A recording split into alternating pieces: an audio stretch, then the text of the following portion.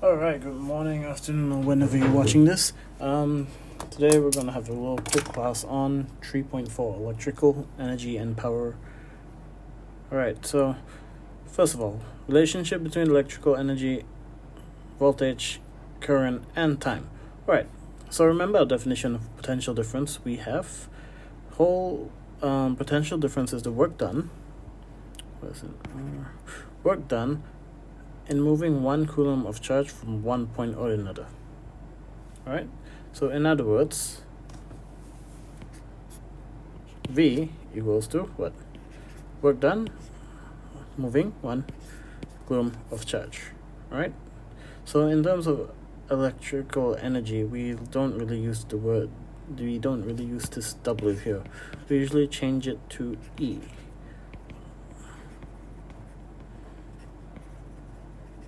Why? Because work done is basically energy, so we like to use E. Okay, so basically we will have V equals to E over Q.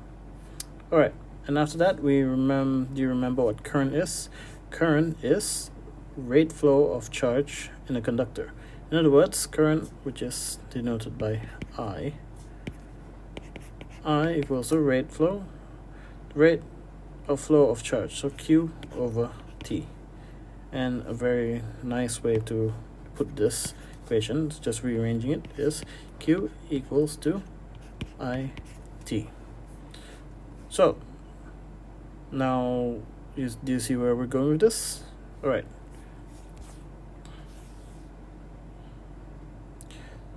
so we have potential difference.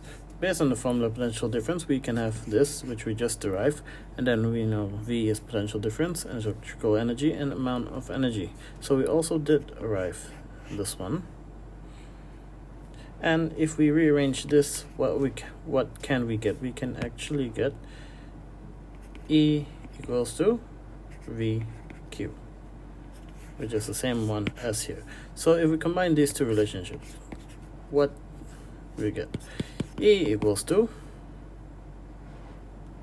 VQ, and what happens to the Q? We can substitute this Q inside here, and we will get E equals to V, and Q is IT. So the relationship between all of it is actually this: E equals to VIT. EVIT. Alright, so what's the use of it? So have you ever seen this? This thing. Have you ever seen a label like this? You see here that says 700 watts. What is what? What is what? Okay, so we're going to learn about power, and you have to know that the unit is watt. Okay, WATT. So every time when you see something over here that says watt or wattage, you should know that it's talking about the power.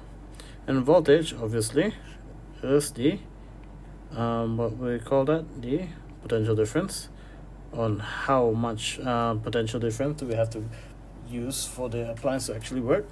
And 50-60 hertz over here is actually referring to the frequency of the alternating current, which you'll learn eventually anyway. Okay, so enough of that. Let's see, relationship between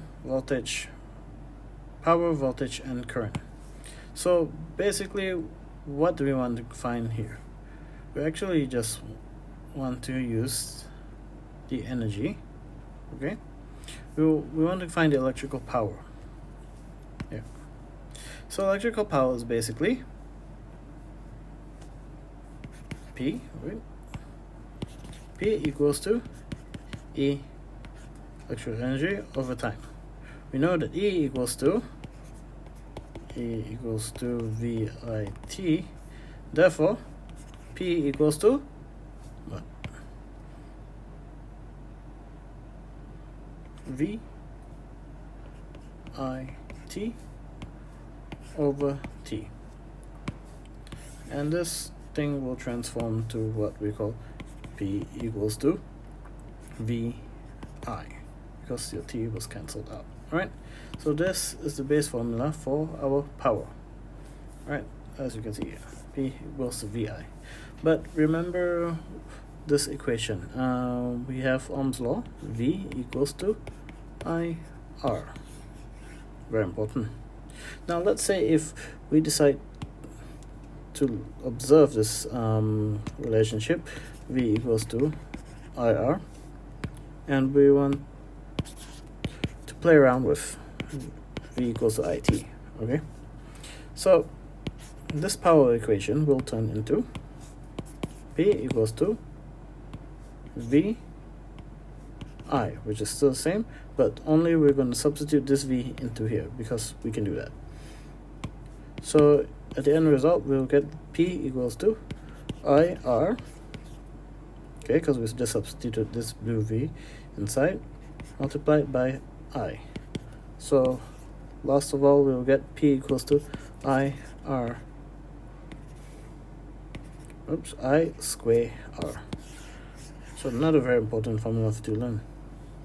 And even from this equation, we can also change it into, so we can rearrange this thing into I equals to V over R.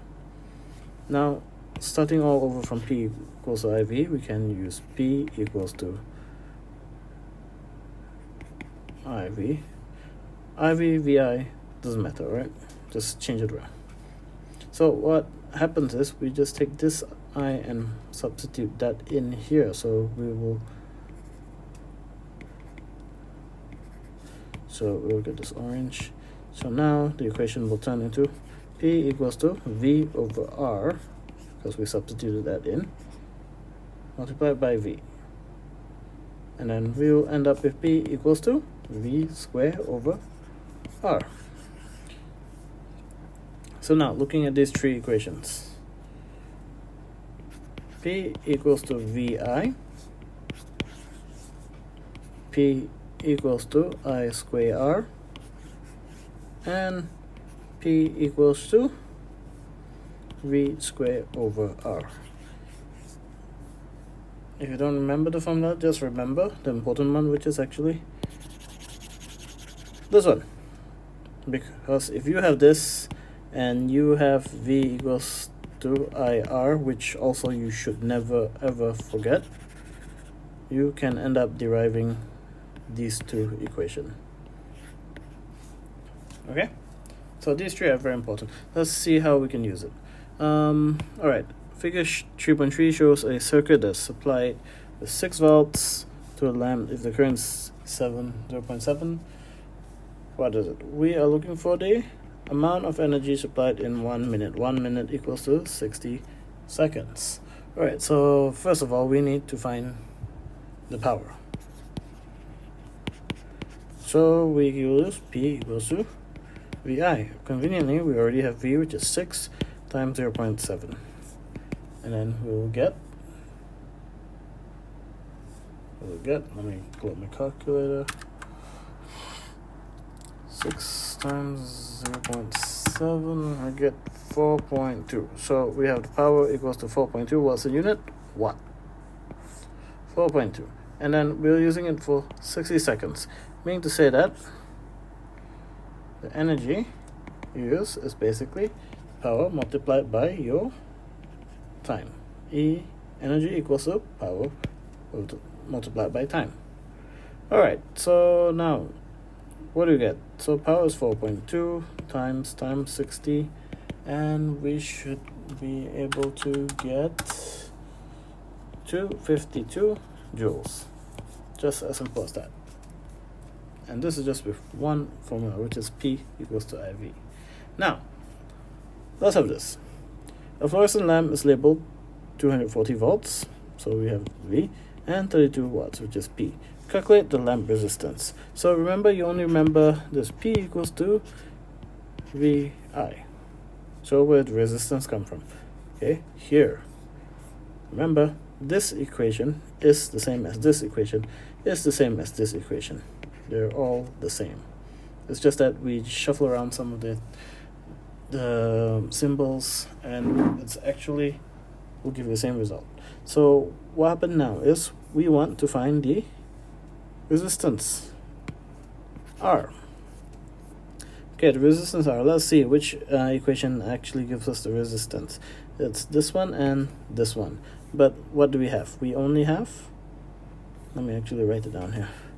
P equals to VI, P equals to I square R, and P equals to V square over R. Alright, so what do we have? We have V, we have P, and we need R. We have I. We do not have the current, so we're just going to use this one for A. So basically P equals to V square over R, and you get 240. Oh, before that we'll rearrange it. R equals to V square over P.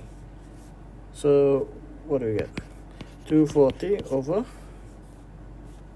32 watts, and we should get 1800 ohms. Okay, second one, current flowing through laminar normal conditions. So now they actually want the current, so obviously we're going to use this one for B. So P equals to I square R, and we are looking for I. Oh, actually, no, we don't even need to use this. Sorry. It's much more simple to just use this, because if we were to use this figure, we'll have to deal with a square root. So let's just do P equals to VI, and we're looking for I. So I should be P over V, which is 32 over 240, and we should end up getting 0.13 amps. Okay, now electrical energy is supplied for 3 hours. So 3 hours, we know that the appliance uses 32 watt, meaning to say that it uses 32 joules per second. So now if we want to find 3 hours, we have to multiply it. So your T will basically be 3 times 60 times 60. Oh, and by the way, forget 60 times 60. Next time, if you need to convert hours into seconds, just remember it is 3600. That is actually 60 times 60. Just in case you need to type in a calculator, it'll save you like maybe 1 second or two. Alright, so if this, we'll get 1800 seconds. So electrical energy again is power multiplied by time. So we have 32 times 10800, and we should get 345600 joules, or 345.6 kilojoules. Alright, so kilojoules, yeah, that is the total amount of energy supplied. So now we're going to the next section, which is power and energy consumption rate for various devices. So remember, like this cooker over here, it is 700 watts. That means it's using 700 watts. Means using 700 joules of energy per second. Alright, now, but when you look at electricity bills, you'll see this weird thing. KW, no, it's not capital. KWH. So what is this? This is actually, it means kilo watt hour. In other words, it is how many kilowatts of energy, in other words, or how many thousands of watt, because kilo is 1000, that you use in 1 hour. Okay, so, and this will basically be your energy. Okay, I know it's not SI, we just learned that everything should be in joules, but for the sake of convenience, how we calculate electricity, especially mainly when we want to calculate bills and everything, we use this term, kilowatt hour. So what is 1 kilowatt hour? So 1 kilowatt hour is 1000 watts used in 1 hour. Okay, so in other words, 1 kWh, okay, remember E equals to PT. So 1 kWh is 1000 multiplied 1000 watts multiplied by 1 hour, which we can actually change it into seconds. Remember, 3600. So 1 kilowatt hour is actually 3,600,000 joules. Okay. All right. So now the question is, how do we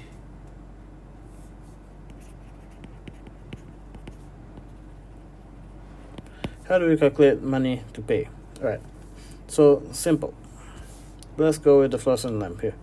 We have energy use, which is this lamp. It consumes complex fluorescent 40 watts, and your LED light bulb be 12 watts. So this should be 40 watt. This should be 12 watt. All right.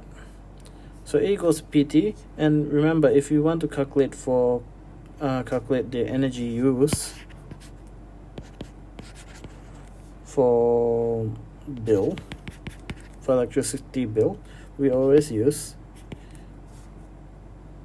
kilowatt hour.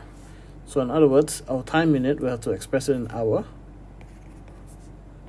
Our power unit, we'll have to express it in kilowatt. That's why 40 watts equals to 0.04 kilowatt, and over here, and the time use is 12 hours. So okay, 12 hours, multiply that and you get 0.48 units. So depending on the rate of electricity, you basically pay your energy. Okay, your bill equals to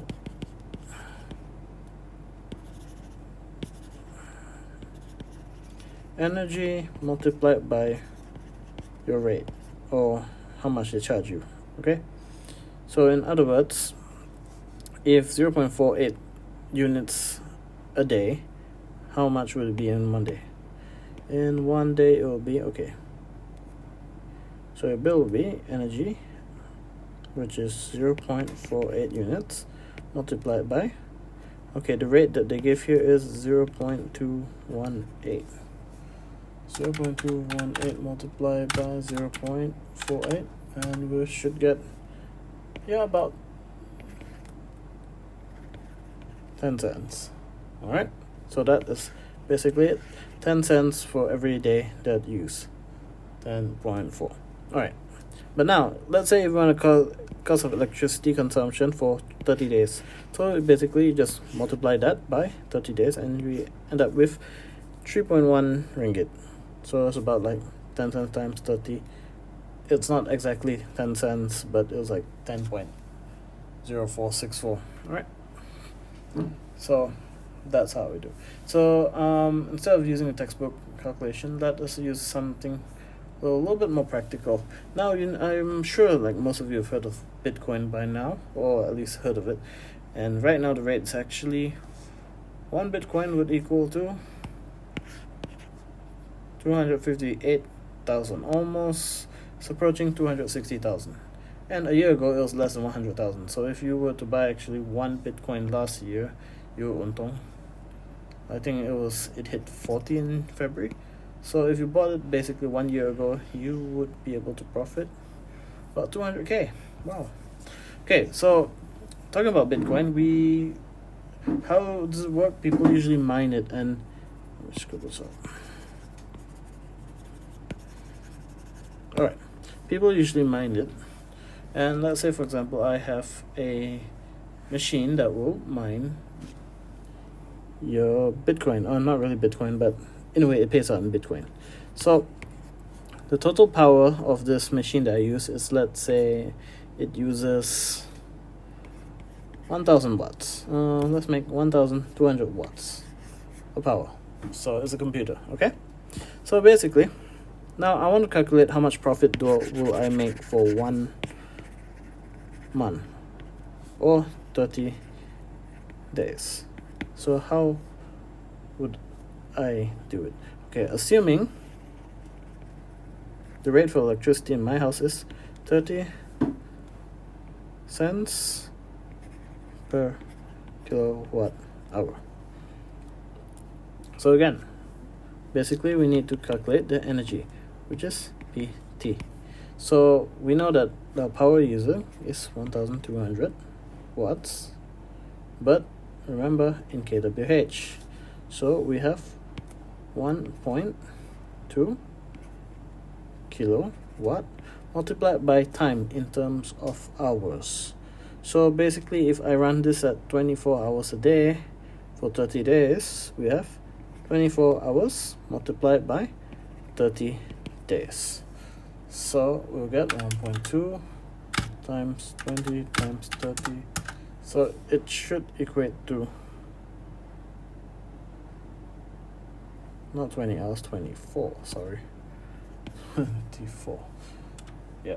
1.2 times 24 times 30 days, and it should be 864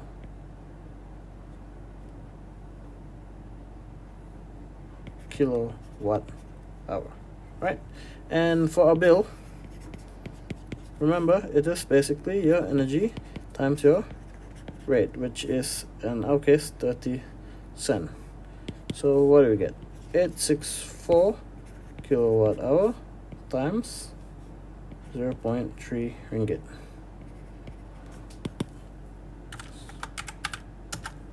And the bill will end up to RM 259.2 ringgit.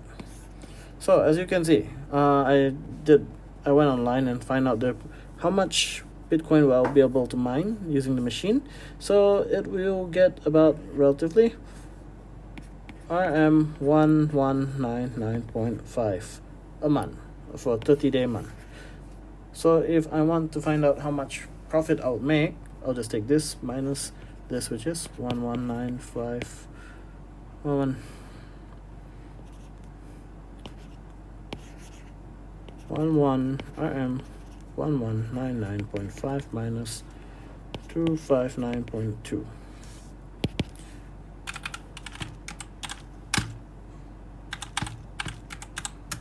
And we'll get 940.37. So this is how much I would actually profit a month. Not bad, eh? For just turning on the machine and just making money that way. Alright, let's go.